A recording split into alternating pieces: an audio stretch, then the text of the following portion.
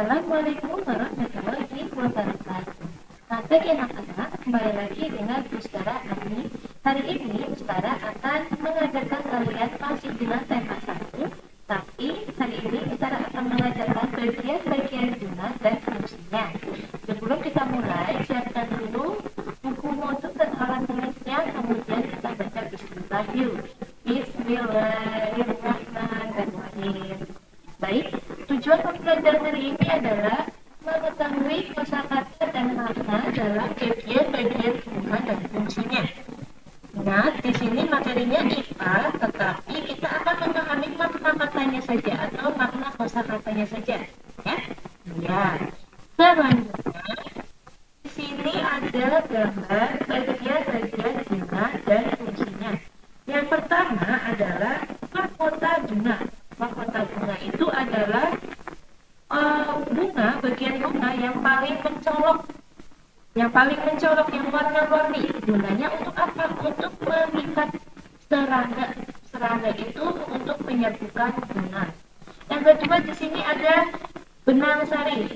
Bentuknya yang panjang sendiri seperti benang, dan di atasnya itu ada kepala sari. Yang ketiga ada tangkai putik. Tangkai putik itu ada di tengah-tengah. Tangkai putik ada di tengah-tengah, di atasnya ada kepala putik. Nah, di bawahnya tangkai putik ini ada bakal biji. Ingat, tangkai putik itu letaknya berada di tengah-tengah bunga. Yang selanjutnya ada kelopak. Kelopak ini ada di bawahnya mahkota bunga. Posisinya letaknya di bawahnya kelopak bunga.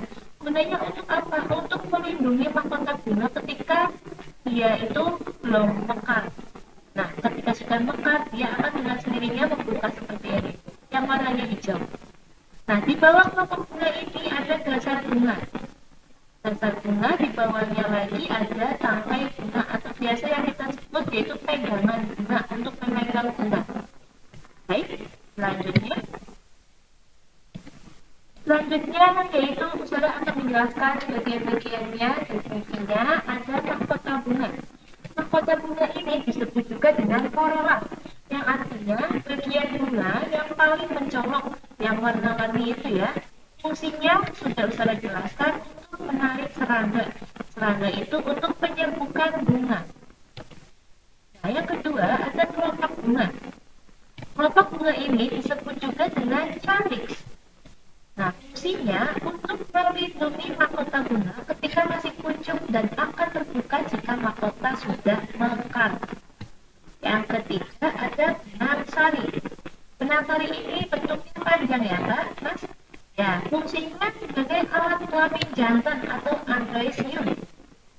Nah, kelopak bunga benang sari ini biasanya terdiri dari 4 kotak sari, disebut mikrosporania sebagai organ reproduksi jantan pada bunga.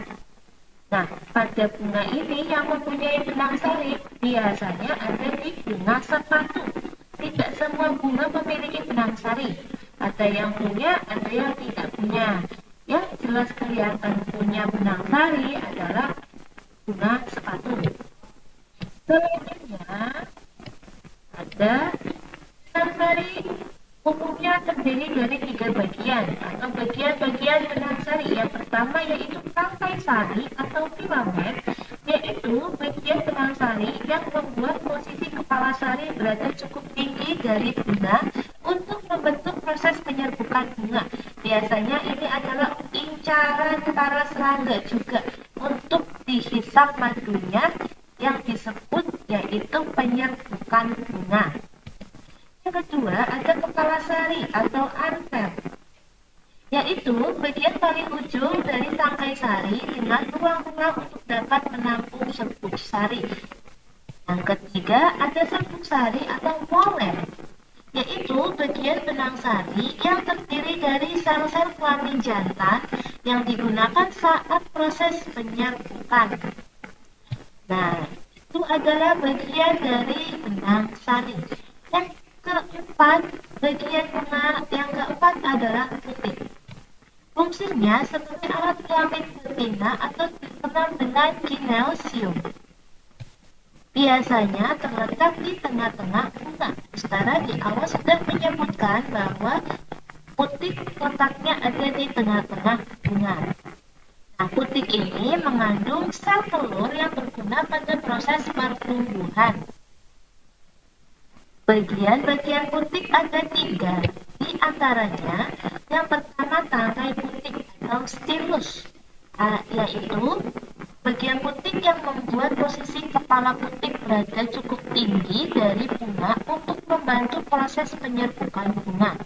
Yang paling atas, yang di tengah-tengah itu, yang paling atas namanya kepala putik atau stigma, yaitu bagian putik yang mengandung sel telur dan terletak di dasar bunga. Yang ketiga ada bakal biji di dalamnya putik itu, adalah bunga yang biasanya ditemui pada tumbuhan berbiji.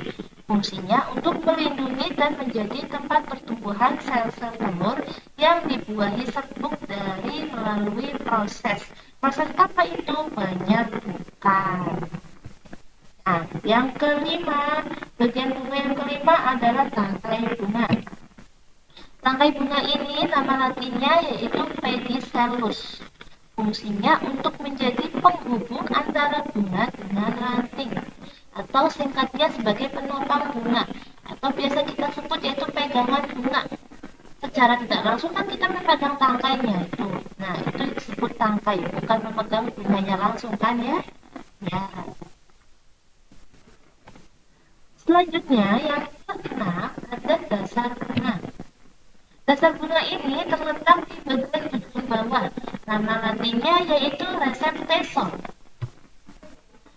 yang artinya bagian ujung bunga sesudah tangkai bunga. Bagian ujung bunga sesudah tangkai bunga disebut dasar bunga. Fungsinya sebagai tempat melekatnya mahkota bunga. Nah, dan yang terakhir ada daun pelindung. Daun pelindung ini adalah daun yang sisi-sisinya ditumbuhi bunga yang tumbuh dan berkembang. Bagian ini agak berbeda dari kelompok bunga lainnya. Kenapa? Karena daun terakhir yang menjadi tempat tumbuh bunga. Nah, fungsinya sebagai tempat tumbuh bunga. Dan yang terakhir, yang ketujuh, ada tangkai, daun tangkai.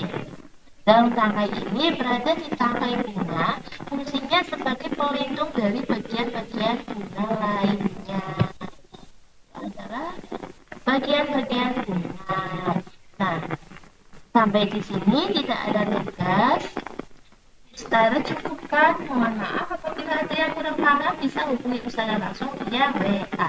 Tidak ada tugas, melainkan Ustazah masih menunggu tugas yang kemarin. Ustazah tunggu sampai malam ya. Ya, Ustazah akhiri sampai di sini. Alhamdulillah. Wassalamualaikum warahmatullahi wabarakatuh.